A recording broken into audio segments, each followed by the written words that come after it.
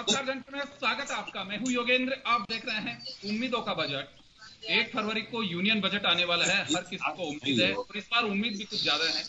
Budget जब निर्मला सीतारमण ने 2020-21 का बजट पढ़ा पार्लियामेंट में 2 घंटे 41 मिनट में, और बीच में उनकी तबीयत खराब रही, इस कारण से शायद बीच में भी उन्हें रोकना पड़ा। उस दौरान अगर हम छोटी सी बात कर लें, हर किसी की निगाहें टिकी हुई है कि मेरी जेब में क्या बचेगा, मेरे को कितनी महंगाई का सामना करना पड़ेगा और इंडस्ट्रीज की पोजीशन क्या रहेगी, जो मुल्क के सबसे बड़े एम्प्लॉयर हैं उनकी क्या स्थिति रहने वाली है। यही जानना चाहते हैं कि सरकारी नौकरियां कितनी नहीं है, लेकिन अवसर है तो कहीं प्राइवेट सेक्टर में वो मजबूत होगा। तो मुझे लगता है कि सबको जानता है कि एम्प्लॉयर मजबूत तो एम्प्लॉयमेंट ठीक से हो पाएगा। चलिए, लेकिन हम आगे बढ़ना चाहेंगे। और उस समय जब $5 बिलियन की बात कही गई थी कि हमारी इकोनॉमी का स्ट्रक्चर ये होगा फ्यूचर, और 45 साल की सबसे ज्यादा बेरोजगारी और उद्योग विभाग की माफ करिएगा इंडस्ट्रीज और उनकी जो सेंटिमेंट्स थे वो 6 साल के सबसे नीचे थे। जीडीपी एकदम नीचे थी और कोरोना काल रहा तो बहुत सारी चीजें सरकार के सामने चैलेंजेबल होंगी, लेकिन ये कैसे कुछ होगा, उम्मीदें अपनी जगह हैं। और इसी को लेकर के हमारी सेकंड सीरीज जो है व्यापार उद्योग, उसको आज हम छोड़ रहे हैं। हमारे साथ झारखंड के रामगढ़ से विजय मेवाड़ साहब जुड़े हैं, अतुल द्विवेदी जी उत्तर प्रदेश से जुड़े हुए हैं, जयसिंह कोठारी साहब जाने माने आर्थिक विश्लेषक जयपुर से हमारे साथ जुड़े हुए हैं, संजय सिंह पटना बिहार से हमारे साथ जुड़े हुए हैं, बाबूलाल गुप्ता जी राजस्थान खाद्य पदार्थ व्यापार संघ के अध्यक्ष हैं, वो हमारे साथ जयपुर से जुड़े हैं, माता दीन Soni ji James and jewellery Jaipur से जुड़े हुए हैं, और ब्रजलाल गुप्ता जी यूपी से हमारे साथ हैं, संजय यादव जी हरियाणा से हमारे साथ हैं, कल्याणी सचान रियल एस्टेट से जुड़ी हुई हैं, वो हमारे साथ गुरुग्राम से जुड़ी हुई हैं, और सुबुई अख्तर राजस्थान 40 से हमारे साथ जुड़ेंगी। सभी का स्वागत है। मैं सबसे पहले जयसिंह जी आपके पास आना चाहूंगा। ये बजट थोड़ा सा मुझे लगता है कि डिफरेंट नेचर का बजट होगा। गवर्नमेंट के पास में हर किसी को खुश करने के लिए गलियां निकालनी होंगी, तरह के उपहार देने होंगे, बेशक वो घोषणाएं हों, और सरकार के सामने फंडिंग की बहुत बड़ी चुनौती है। केवल भारत की बात नहीं, दुनिया के सामने है, क्योंकि कोरोना काल से हम लोग अभी निकल भी नहीं पाए हैं। तो ये बजट थोड़ा सा अब तक के जो बजट है उनसे डिफरेंट नेचर का हो सकता है। बिल्कुल डिफरेंट नेचर का होगा।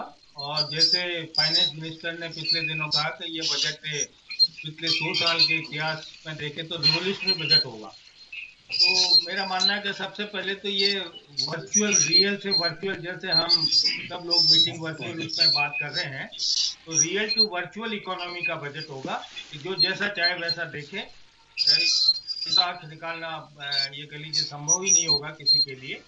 और दूसरा है कि कॉम्प्लेक्स इकोनॉमी, कॉम्प्लेक्स सोसाइटी, इन दोनों चीजों से हम ये कह लीजिए हमारी व्यवस्था बन चुकी है। उसमें एक बजट बनता है बजट लेस इकोनॉमी। जैसे हम अमेरिका के पिछले कई सालों के बजट को देखें तो हम ये मान लीजिए हमारा ये वेलफेयर स्टेट का जो रास्ता है लेस इकोनॉमी बजट होगा, जिसमें बजट नाम की कोई चीज नहीं होगी। जो आज की आवश्यकता है उसको पूरी कर लें, उसकी फंडिंग का इंतजाम कर लें। सरकार इसमें बजट में आपको जीएसटी का कुछ अनाउंसमेंट कर नहीं सकती। तो जो ले दे के थोड़ा बहुत जो उनके पास में लेना देना का जो है, बाकी डेफिसिट फाइनेंसिंग है। डेफिसिट फाइनेंसिंग को वो कैसे पूरा करते हैं, उसके दो ही तरीके हैं।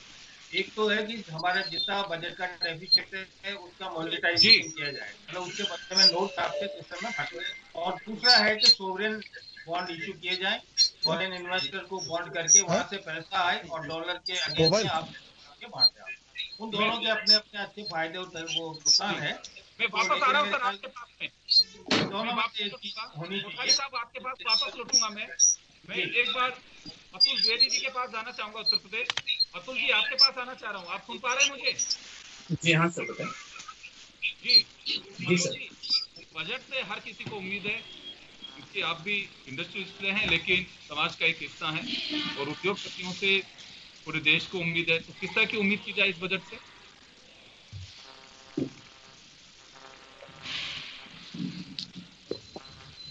जी द्विवेदी जी, क्या अपेक्षा करते हैं?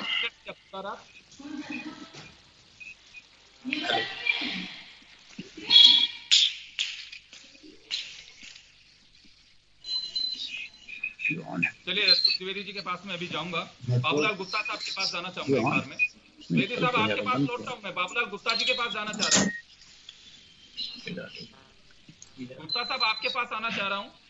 हाँ जी योगेंद्र जी, लंबे समय से सरकार के बजट को लेकर के नाखुशी जाहिर कर रहे हैं आप लोग, तो बजट में कुछ ऐसे हैं कि सॉल्यूशंस दिखाई दें? देखिए ऐसा है कि जहाँ तक का सवाल रहा है, अभी आप जीडीपी की बात कर रहे थे, तो मेरे ख्याल से सारे जितने भी हमारी इंडस्ट्री थी, हमारे और जितने भी क्षेत्र थे, वहाँ से जीडीपी इनको उत्साह देने वाली नहीं थी। परंतु एक क्षेत्र ऐसा था, वो था हमारा कृषि का, और कृषि का क्षेत्र इनको थोड़ा उत्साह दे रहा था। और उसी को लेकर के आज पूरे विश्व की जो आंखें हैं, मल्टीनेशनल की जो आंखें हैं, और जो जितने भी हमारे कॉरपोरेट्स हैं, वो सब इस क्षेत्र की ओर देखने लग गए हैं।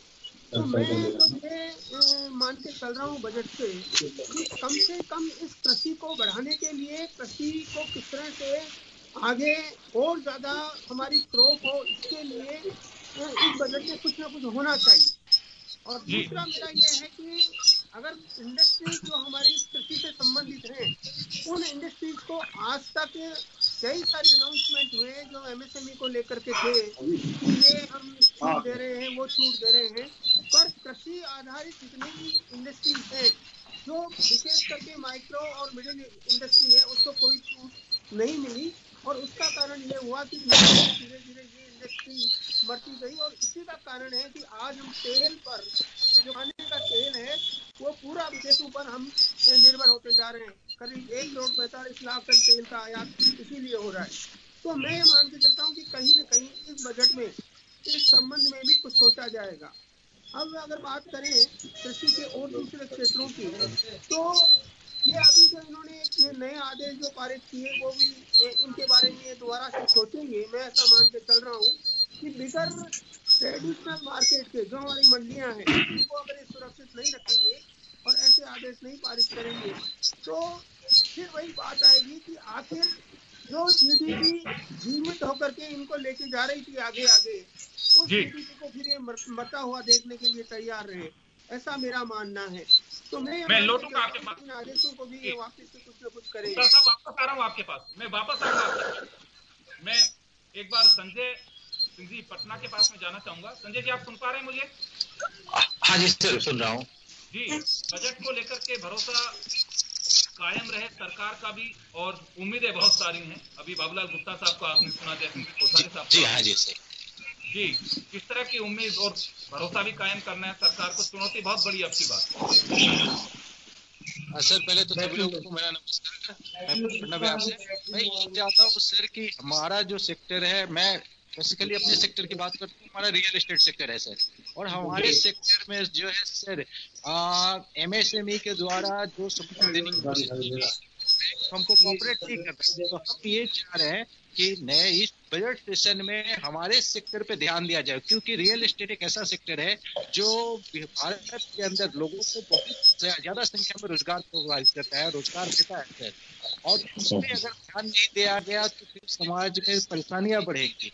इसलिए जो है इस सेक्टर को खासकर लोन जो है लिए गवर्नमेंट को ज्यादा ध्यान देना होगा। अपने से काम कर रहे हैं, हेल्प नहीं अगर तो फिर हम चीजों दूसरे को रोजगार कहाँ से देंगे। और इसलिए जो है गवर्नमेंट से यही चाहते हैं कि हम हमारे 50%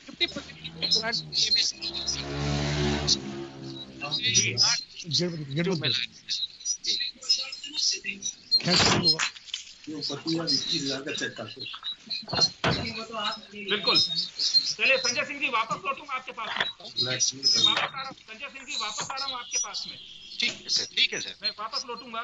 आपने रियल एस्टेट की बात की है, मैं कल्याणी सचार जी के पास जाना चाहूंगा। कल्याणी जी, आप सुन पा रही हैं मुझे? जी सर, बिल्कुल, नमस्कार। रियल एस्टेट का जिक्र हुआ है। रियल एस्टेट पिछले कुछ समय से एक बड़ा एम्प्लॉयर भी, बड़ा इन्वेस्टर्स के लिए भी, और ये कह सकते हैं कि जीडीपी में भी योगदान दिया है। तो कुछ उम्मीद क्या की जा सकती है? जैसे अभी संजय सिंह जी को आपने सुना पटना से, मैं एक ऐसी जगह पे हूँ इस समय, गुड़गांव हरियाणा, जहाँ पर रियल एस्टेट की सबसे बड़ी मार्केट है। जी और शायद यहाँ पर हम लोग जितने लोगों को रोजगार देते हैं उसकी संख्या हर जगह से है, चाहे उत्तर प्रदेश से हो, चाहे बिहार से हो, या अदर स्टेट से हो। लोग हमारे यहाँ आते हैं और उनको बहुत अच्छा रोजगार हम लोग प्रोवाइड करते हैं।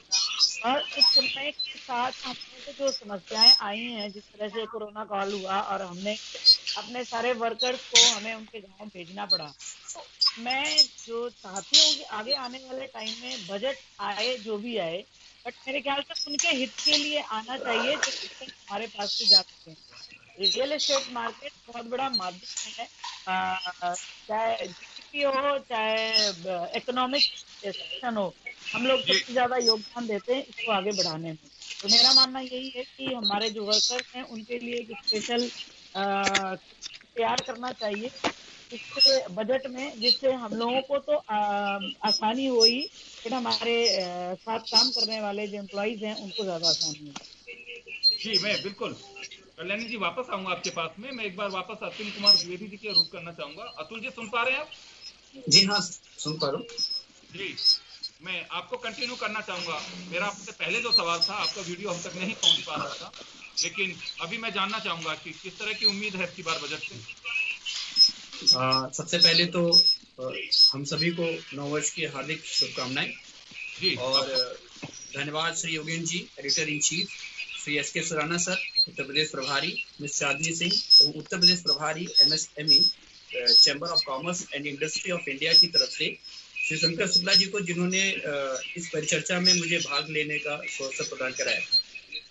और इस बार बजट में चूंकि एक महामारी और एक बड़े ही विपरीत परिस्थितियों से हम लोग जूझ करके निकल रहे हैं, तो ऐसे में बजट इस टाइप का, इस तरीके का होना चाहिए कि जिसमें लोगों को ढेर सारा अवसर प्राप्त हो, लोगों को रोजगार के ढेर सारे अवसर प्राप्त हों, क्योंकि बहुत सारे लोगों के रोजगार भी इस समय गए हुए हैं, नहीं है। और साथ ही साथ जो हमारा मैन्युफैक्चरिंग सेक्टर है, जो हमारा स्टार्टअप अभी के लिए जो बजट है या जो भी चीजें हैं, इस तरीके का किया जाए कि इसमें ढेर सारे अवसर प्राप्त हों। और एग्रीकल्चर पे भी विशेष ध्यान देने वाला है इस बजट में, क्योंकि यही एक ऐसे घटक हैं, एक ऐसे चीजें हैं जिससे कि हम लोग बाहर निकल सकते हैं और देश को फिर से एक विपरीत परिस्थितियों से एक अच्छे रास्ते की तरफ लेकर के जा सकते हैं। मैं वापस आ रहा हूँ आपके पास में। ब्रजलाल गुप्ता जी हमारे साथ जुड़े हुए हैं। ब्रजलाल जी, आवाज आ रही है? ब्रजलाल जी आपको? हाँ जी सर, आवाज आ रही है आपको? जी ब्रजलाल जी,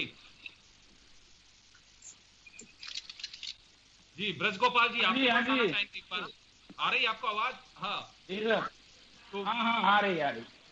बिल्कुल, दर्शक जानना चाहते हैं कि आप जिस सेक्टर से जुड़े हुए हैं, बजट में किस तरह की उम्मीद की जाए, क्योंकि अब की बार उम्मीदों का बजट बहुत है। बीच में 20 लाख करोड़ के अनाउंसमेंट्स भी काफी किए सरकार ने। अब कितना मिल पाया, कितना नहीं मिल पाया, उसका क्या बेनिफिट किसको मिल पाया है। इंडस्ट्रीज के लिए कहा यह जा रहा है कि दिल खोल करके मिड में भी सरकार ने अपनी ओर से बहुत कोशिश की है, एक एडिशनल बजट की तरह ही उसे दिया। तो कुछ उसका भरोसा कायम है बजट पे? नहीं सर, पहले तो नमस्कार सर आपको, और आपको भी सभी को नमस्कार। नववर्ष की हार्दिक शुभकामनाएं। जी अभी मैं ये कहना जो मैं तो अभी बाराबंकी से, और मैं एग्री बिजनेस से जुड़ा हुआ हूँ, फर्टिलाइजर का बिजनेस है हमारा। तो हम तो बहुत ज्यादा उम्मीदें बजट से रखते हैं कि इस बार कोविड की वजह से जो सबसे ज्यादा सफर जिसने किया वो व्यापारी हिसाब, वो व्यापारी किसी चीज का हो, चाहे वो एग्री का हो, और सबसे ज्यादा प्रभावित रहे छोटे दुकानदार, तो किसी चीज का काम करते हो। तो सरकार को बजट में कुछ ऐसा करना चाहिए कि जिन लोगों का पूरा व्यापार खत्म हो गया कोविड की वजह से, उनको फिर से अपने व्यापार को खड़े करने में मदद मिले। हमारी ऐसी अपेक्षाएं हैं बजट में। जी बिल्कुल, मैं लौटूंगा आपके पास में, वापस आऊंगा मैं एक बार वापस। माता दिन सोनी साहब है हमारे साथ जुड़े हुए इस वक्त। जेम्स एंड ज्वेलरी जयपुर उसका हब है, लेकिन भारत के कई ऐसे राज्य हैं, कई ऐसे कस्बे शहर हैं जहां लोगों के लिए एक बड़ी उम्मीद की किरण जेम्स एंड ज्वेलरी में होती है और बजट पे सबकी निगाहें टिकी होती हैं। पिछले कुछ साल से जेम्स एंड ज्वेलरी से जो लोग जुड़े हुए व्यवसायी हैं काफी स्ट्रगल कर रहे हैं। 2 महीने तक मुझे ध्यान है कि शायद इनकी दुकानें वगैरह भी इन्होंने बंद रखी। माता दीन जी, इस बजट पे तो क्योंकि सरकार को ध्यान है कि सबकी व्यवस्थाएं बहुत चौपट हैं, बजट वैसा ही आएगा, उम्मीद की जा सकती है? नमस्कार योगेंद्र जी। जी नमस्कार। मेरी आवाज आ रही है? बिल्कुल आ रही है सर, आ रही है। आपको धन्यवाद कि आपने आपके वेबिनार में हमको जोड़ा। 2021 का जो बजट है वो व्यापारियों के लिए भी उम्मीद का बजट है। हमारा जो सेक्टर जेम्स एंड ज्वेलरी का जो है वो इस कोरोना काल से बहुत पीड़ित रहा है। व्यापारियों को केंद्र सरकार ने जो भी स्टिमुलस पैकेज राहत पैकेज जारी किए हैं उसमें व्यापारियों के लिए कोई राहत का पैकेज सरकार ने नहीं दिया है। हम सरकार से इस बात की उम्मीद लगाए बैठे हैं कि कोरोना से जितने भी व्यापार प्रभावित हुए हैं सभी व्यापारियों के लिए भी कोई राहत पैकेज दिया जाए, क्योंकि सरकार को जो कर देते हैं वो व्यापारी ही। दूसरी बात मैं जीएसटी से रिलेटेड कहना चाहता हूं आपको कि जीएसटी लागू करने के बाद में लगभग 900 परिवर्तन अमेंडमेंट जीएसटी में किए गए हैं। इन परिवर्तनों से जो है समस्या आती है कि कब परिवर्तन हो जाता है उसकी पूरी सूचना व्यापारियों तक नहीं पहुंच पाती है, तो व्यापारी कई बार उसमें त्रुटि कर देते हैं, तो उसकी वजह से व्यापारियों को पीड़ा और कष्ट झेलना पड़ता है। जैसे कि मैं आपको उदाहरण दूं, जीएसटी रिटर्न जाती है 2A और 3B। यदि उसमें किसी भी कारण से कोई भी भूल रह जाती है, कई बार टंकन की त्रुटि से भी कोई भूल रह जाती है, तो उन भूल होने के कारण से जीएसटी अधिकारियों को ये पावर दे दिए गए हैं कि व्यापारी का जीएसटी नंबर कैंसिल कर दिया जाए। कोई सुनवाई किसी प्रकार की उसमें नहीं है, जबकि व्यापारी को सुनवाई का मौका जरूर दिया जाना चाहिए कि आपका जीएसटी नंबर हम कैंसिल क्यों कर रहे हैं। ये इस प्रकार की कई पीड़ा है। हमारा सेक्टर पिछले कई वर्षों से सरकार से ये मांग करता आ रहा है कि जो सोने पे कस्टम ड्यूटी है, आयात शुल्क, प्रारंभ में 2% थी जब लगाया गया था, अब बढ़ा के पिछले बजट में इन्होंने 12.5% कर दिया है, उसको 10% से 2.5% बढ़ाया था। ये 12.5% होने से सोने की तस्करी बहुत ज्यादा होती है और सरकार भी इस चीज को मानती है कि तस्करी होती है, पर सरकार इस आयात शुल्क को कम क्यों नहीं करती है, ये सरकार की तरफ से देखने का एक नजरिया है। हम लोग ऐसा मानते हैं कि अगर आयात शुल्क में कमी की जाए तो व्यापारियों को जो परेशानियां होती हैं वो व्यापारी परेशानी बचे। व्यापारी सदैव सरकार के साथ रहना चाहते हैं और सहयोग करना चाहते हैं, गलत व्यापार करना नहीं चाहते हैं। बहुत से व्यापार में परिवर्तन हुए हैं, परिवर्तन व्यापार को आया है, मैं ऐसा मानता हूँ। माता दी जी, मैं वापस लौटूंगा आपके पास में। आपकी जो एक ये कहूं कि जो तकलीफ रही व्यापारियों की उसको आपने जाहिर किया है, लेकिन इसका मैं जिक्र करना चाहूंगा। 2020-21 का जो बजट आया उसमें भी निर्मला सीतारमण जी ने कहा कि दीवानी मामलों में जो उल्लंघन रहा, दीवानी उल्लंघन जो है उन्हें आपराधिक मामलों में तब्दील नहीं किया जाएगा, उस तरह के केसेस दर्ज नहीं होगा। उससे क्या राहत मिल पाई है कि मैं एक छोटे से ब्रेक के लिए रुक रहा हूँ, ब्रेक के बाद हम जल्द लौटेंगे। बने रहिए आप जन टीवी के साथ।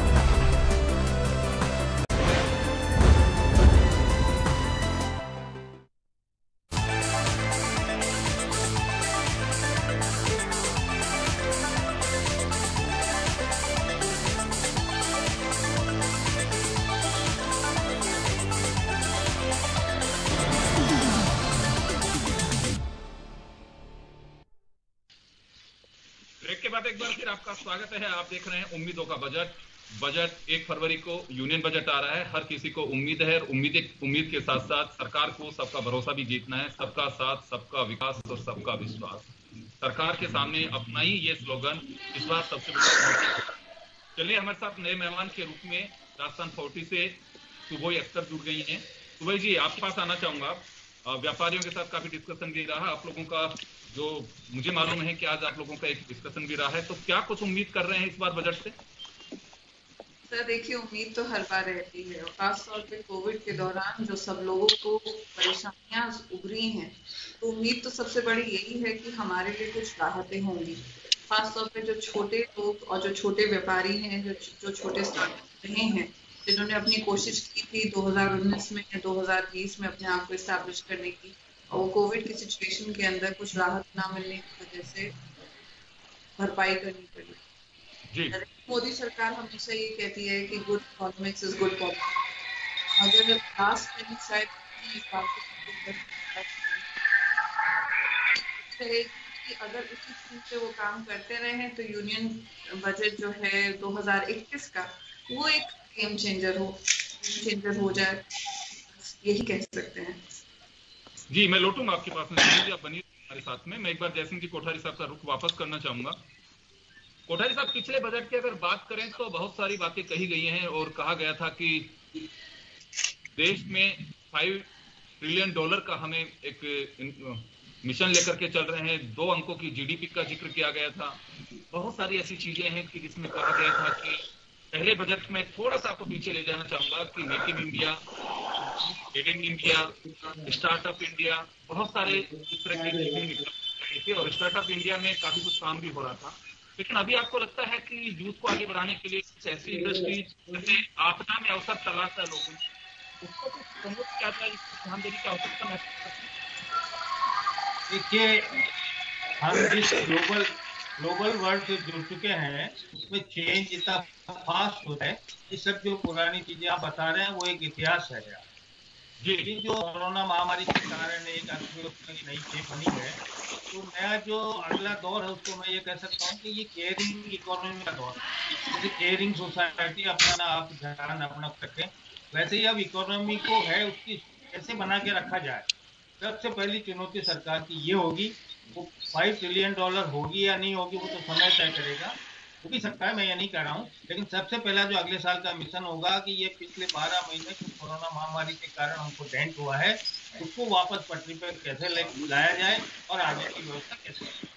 ये जो बजट है इससे जुड़ा हुआ ही, हमने सबसे देखा, हमारे साथ जुड़े भी थे बजट के दौरान, बजट की प्री टॉक से भी और पास्ट जो टॉक्स हैं उससे भी आपने जुड़े। उसमें आप ध्यान होगा कि 45 साल की सर्वाधिक बेरोजगारी पिछले बजट के सामने हुई और कोविड के दौरान सरकार खुद मानती है कि धंधे बहुत सारे लोगों के चौपट हुए हैं, बेरोजगारी का प्रतिशत और बढ़ा है। तो फिर तो ये कह सकते हैं कि अब की बार का जो बजट है वो कैसे बनाने वाले को भी हमें सैल्यूट करना चाहिए, किस धैर्य के साथ उन्होंने बजट तैयार कर रहे होंगे वो लोग। देखिए, दुनिया में कोई भी इकोनॉमी जो फ्री इकोनॉमी होती है, जो ग्लोबल वर्ल्ड से जुड़ती है, वहां पे कैपिटलिज्म का प्रोसेस है, वो बेरोजगारी को बढ़ाता है। जॉबलेस ग्रोथ आगे भी बढ़ेगी। जॉब की कोई गारंटी कोई सरकार नहीं लेती। आप ये जरूर है कि आप बेरोजगारी है तो उनको आप भत्ता सरकार दे, जैसे अमेरिका है। तो हमारा ये मॉडल जो है हमने पकड़ा है वो अमेरिकन कैपिटलिज्म का है। तो इसमें कोई सरकार जॉब की कोई गारंटी, मार्केट इकोनॉमी है, मार्केट अपने आप तय करेगा। न किसी पर्टिकुलर सेक्टर को, जैसे कि सिंह साहब कह रहे थे संजय जी के रियल एस्टेट सेक्टर को, अब ये जमाना गया कि पर्टिकुलर सेक्टर को कोई राहत मिले। सरकार केवल नोट का डिस्ट्रीब्यूशन करेगी, मनी इकोनॉमी का दौर है, पैसा सिस्टम में झोंकेगी। उस पैसे में से आप अपनी अपॉर्चुनिटी ढूंढिए, यहाँ क्या आपको अपॉर्चुनिटी मिल सकती है, उसका तरीका आपको निकालना पड़ेगा। इसमें सरकार कोई मदद नहीं कर सकती, गारंटी नहीं कर सकती, किसी भी चीज की गारंटी नहीं हो सकती। जॉब का जो है अपने आप जो व्यवस्था है फ्री इकोनॉमी का मॉडल है, जैसे समय चलेगा उसके हिसाब से चलते रहें।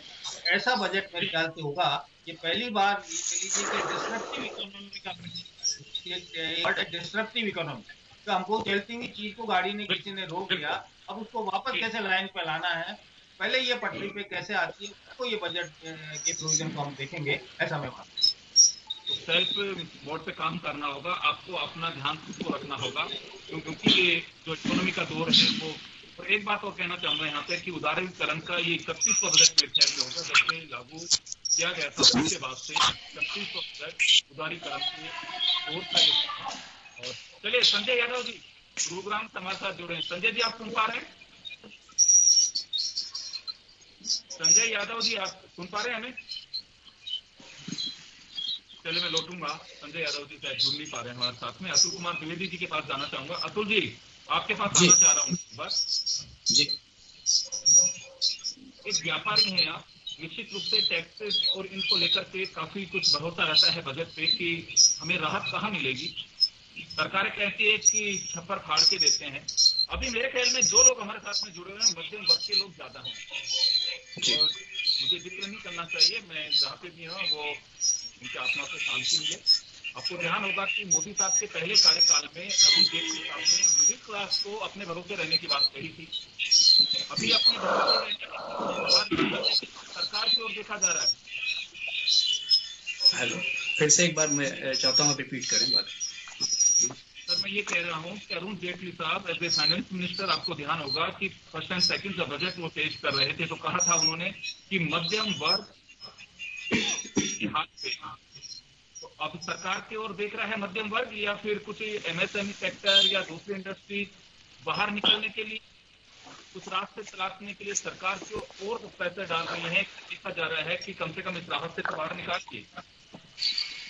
सबसे पहले तो मध्यम वर्ग ये देख रहा है कि सारी चीजों को जो महंगाई इतनी जोरदार है, इतनी ज्यादा है, तो टैक्सेस को पहले कुछ कम किया जाए, जीएसटी को कुछ कम किया जाए, जिससे कि हर एक व्यक्ति जो है वो उसकी परचेजिंग कैपेसिटी बढ़े और वो जो है इससे चूंकि और सबसे बड़ी चीज है कि कहीं ना कहीं इनकम टैक्स में भी थोड़ा सा राहत देने की जरूरत है। अभी जो पिछली बार सरकार ने जो किया था, जो टैक्स के लिए उन्होंने छूट रखा, कम किया, लेकिन उसमें बहुत सारे डिडक्शन और एक्सेप्शन, तो उन्होंने कहा कि अगर ये एक्सेप्शन और डिडक्शन को यूज नहीं करते हैं तो आप इस स्लैब में आते हैं। तो एक तरीके से जो पिछला टैक्स में जो छूट था या जो भी कम किया, टैक्स को कम किया गया, तो एक तरीके का कह सकते हैं कि छलावा था वो, और इससे बहुत उलझन के रूप में भी लोगों ने देखा उसे। जी, उलझन के रूप में भी देखा है लोगों ने उसे। हाँ जी, उसको उलझन के रूप में देखा, कंफ्यूज थे, काफी कंफ्यूज थे, क्लियर नहीं था कि किधर जाएं। बहुत सारे लोग तो चीजों को समझ भी नहीं पाए, और उससे जो एक मीडियम फैमिली का व्यक्ति है या जो सैलरीड पर्सन है, उसको भी या किसी भी तरीके किसी को भी उस टैक्स से फायदा नहीं हुआ। और जो मध्यम वर्गीय है व्यक्ति है, उसको तो सबसे पहले जरूरी है कि उसकी जो जरूरतें पूरी हों, और उसके लिए जरूरी है कि वो खर्च कर पाए। खर्च करने के लिए टैक्सेस जो है वो कम किया जाए, जिससे कि वो चीजों को खरीद पाए, चीजों को कर पाए, जिससे कि इकोनॉमी में भी जो हमारा इकोनॉमी है उसमें भी बहुत ज्यादा हुआ है। बिल्कुल। वापस लौटूंगा आपके पास में, लेकिन समय थोड़ा कम है, गेस्ट हमारे ज्यादा है, मैं वापस लौटूंगा आपके पास में। मैं पटना का रुख करना चाहूंगा संजय सिंह जी का। संजय जी, आपके पास एक बार फिर आना चाहूंगा। प्रधानमंत्री आवास योजना, जिसमें काफी कुछ राहत भी दी गई है। जी, सुन पा रहे हैं संजय जी? संजय सिंह जी, आप मुझे सुन पा रहे हैं? चलिए, मैं संजय सिंह में जाऊंगा उनके पास में। मैं बाबूलाल गुप्ता साहब का रुख करना चाहूंगा। बाबूलाल जी, आपके पास आना चाहूंगा। इस बजट में एक चुनौती और है सरकार के सामने। जिस सेक्टर से आप जुड़े हुए हैं, व्यापार उद्योग से आप जुड़े हुए हैं, लेकिन एग्रीकल्चर सेक्टर, एग्रीकल्चर पे काफी कुछ डिपेंड है। 2022 का मुझे लगता है कि हम सबके कान बहुत अच्छे से सुने हुए हैं कि किसान की आय 2, और उसी को लेकर के एग्रीकल्चर बिल भी लेके आए गए थे, जिन्हें कानून का दर्जा दे दिया गया, और जो कुछ हो रहा है। लेकिन सरकार क्या उसी नजरिए से भी चीजें पेश करेगी कि 2022 में किसान की आमदनी डबल हो?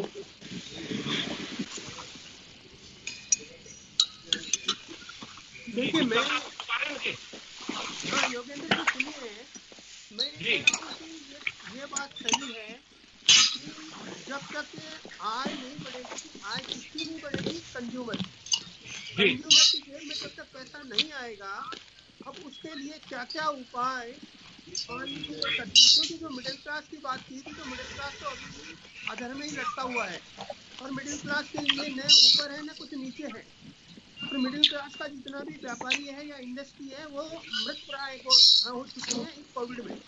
परंतु फिर भी अगर कंज्यूमर की जेब में राज्य सरकार, ये केंद्र सरकार अपने बजट के माध्यम से कुछ इस तरह से करें, जैसे अभी मेरे भाई कह रहे थे कि एक तो इनकम टैक्स का स्लैब बढ़ा दिया जाए, तो शायद है कि कुछ पैसा उस कंज्यूमर के जेब में आए।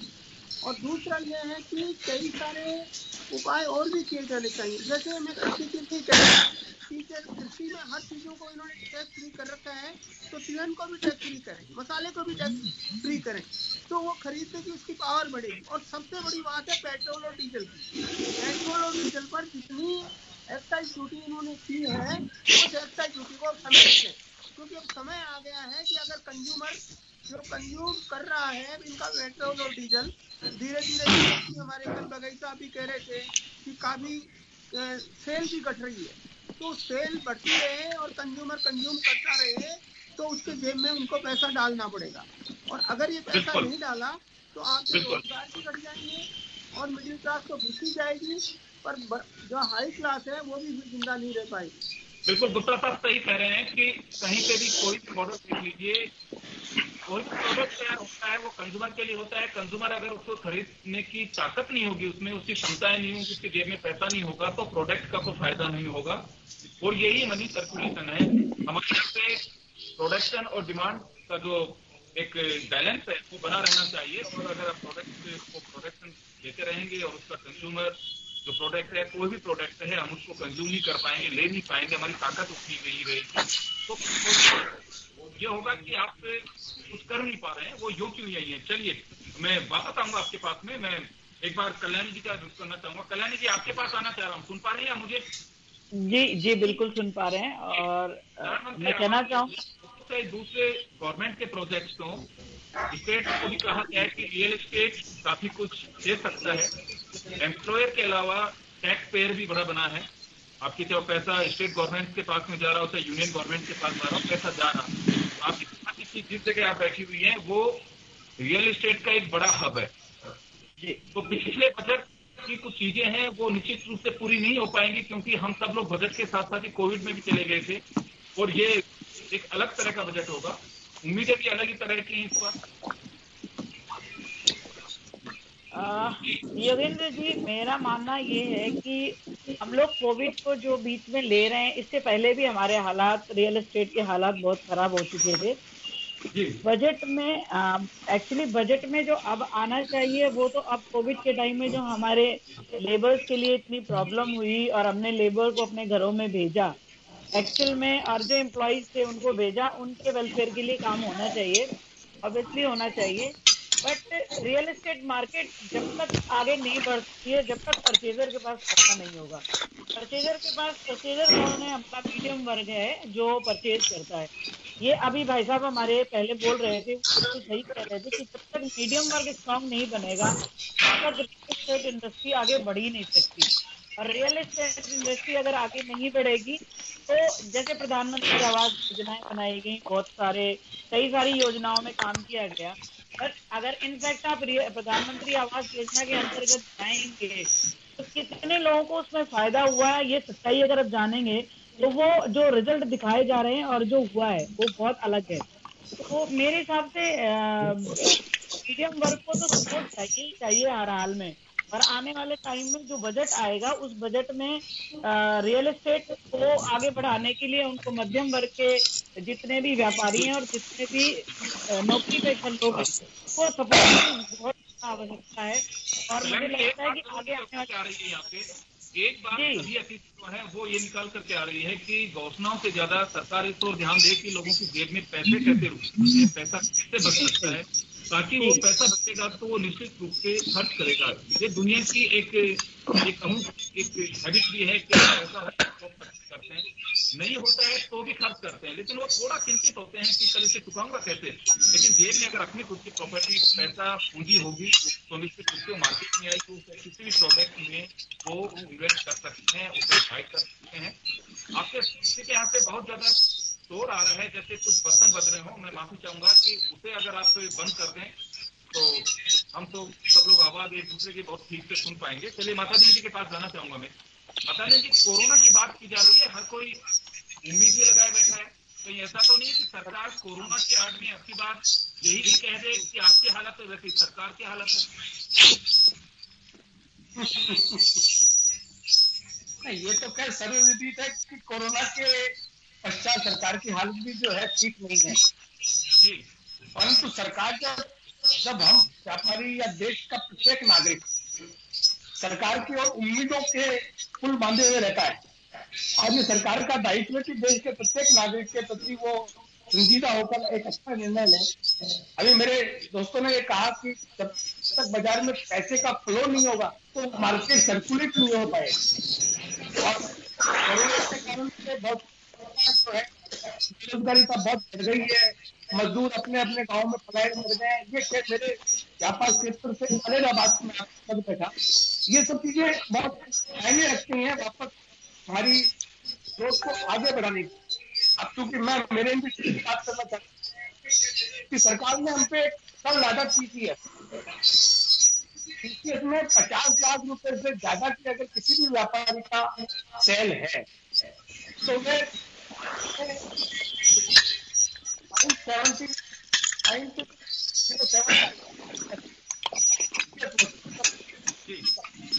समय थोड़ा कम है, समय थोड़ा कम है, मैं रोकना चाहूंगा आपको।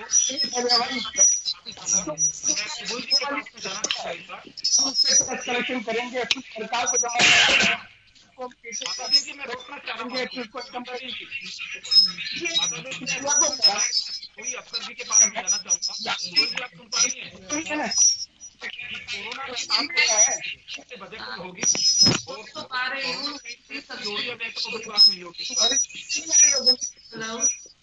जी सुबह जी आपको कंटिन्यू करना चाहिए। मैं आपसे सब लोगों से रिक्वेस्ट करना चाहूंगी कि पहले अपने आप को म्यूट कर लें। उससे बोल रहा है वो ऑन बहुत डिस्टर्ब हो रही है, क्लैरिटी नहीं आ पा रहा है सबको सुनने में। उसमें के लिए जो नहीं बोल रहे हैं वो सुबह जी आप कंटिन्यू करिए। जी सर, आप मुझसे कुछ पूछ रहे थे सर। मैं ये कह रहा बाद में सरकार ने भी कोरोना का बजट होगा तो ऐसा तो नहीं है कि सर मैं माफी चाहूंगा जो भी उसमें बोल रहे हैं प्लीज आप स्टॉप होइए। मैं सुबह जी से एक आखिरी सवाल है मेरा। सुबह जी बस बात यही पे आकर के निकलती है कि महिला हो चाहे बेरोजगार हो, युवा हो, उद्यमी हो, सबको एक भरोसा कायम करने के लिए सरकार के सामने भी एक चुनौती होगी। कोरोना का काल है ये, तो कहीं ऐसा तो नहीं सरकार भी कोरोना काल के आड़ लेकर के जो हम कुछ सोच रहे हैं सब मंसूबों पे, उन उम्मीदों पे पानी फेर के रखे कि इस बार तो बजट ही यही है, कोई कुछ नहीं कर सकता। 20 लाख करोड़ रुपए आप लोगों को पहले दे ही चुके हैं। देखिए थोड़ी बहुत पहले आपको मैं कहूंगी कि आपको थोड़ा सा अपने आप को रिपीट करना पड़ेगा। आपकी आवाजों में अभी भी पीछे से कई लोगों के यहाँ से डिस्टर्बेंसेस आ रही है। तो आपने कोरोना की बात की वो मैं समझ सकती हूँ। मैं ये कह सकती हूँ थोड़ा ज्यादा समझ नहीं पाई। सिंस कंक्लूडिंग पार्ट है तो मैं आपको इस पे ये चीज बोलना चाहूंगी कि सर देखिए बेरोजगारी बढ़ी, ठीक है। हमारे जो इस वक्त जो हमारा मेन एम होना चाहिए यूनियन बजट का वो ये होना चाहिए कि जो हाउस होल्ड इनकम की जो साइक्लिकलिटी है वो कम होनी चाहिए। एज इन कि अगर जो घर अब तक 50,000 रुपए से कम पे नहीं चल पाते थे उस दर को कम किया जाए कि वही घर 30,000 40,000 रुपए पे चल सके, क्योंकि कंपनी हुई नहीं है, सेविंग्स में से सब लोगों ने अपने निकाला है। इसमें हम उनसे एक्सपेक्टेशन क्या कर सकते हैं कि हमें थोड़ी सी टैक्स एग्जेम्पशन लिमिट मिल जाए, इन्वेस्टमेंट लिमिट जो है वो हमारी थोड़ी सी बढ़ जाए सेक्शन 80C के अंदर, जिसमें हम specified tax saving statement investments जो है 1.5 लाख है वो 2.5 लाख 3 लाख 3.5 लाख उस तक पहुंचे। हमें सेक्शन 80 अपने इंडिविजुअल्स के लिए, क्योंकि मेडिकल इंश्योरेंस कवरेजेस हैं चाहे फैमिलीज के लिए, रिडक्शन हो गया क्लेम कवरेजेस का, बिकॉज ऑफ किए गए अलग से ही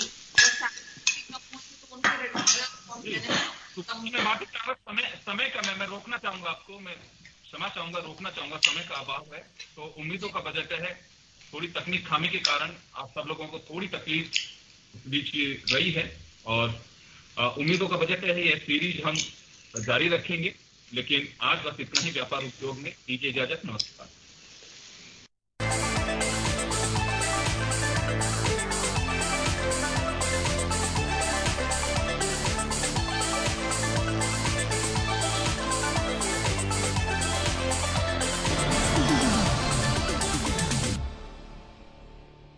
जन टीवी की लेटेस्ट अपडेट पाने के लिए हमारे चैनल को जरूर सब्सक्राइब करें और नोटिफिकेशन पाने के लिए बेल आइकॉन दबाएं।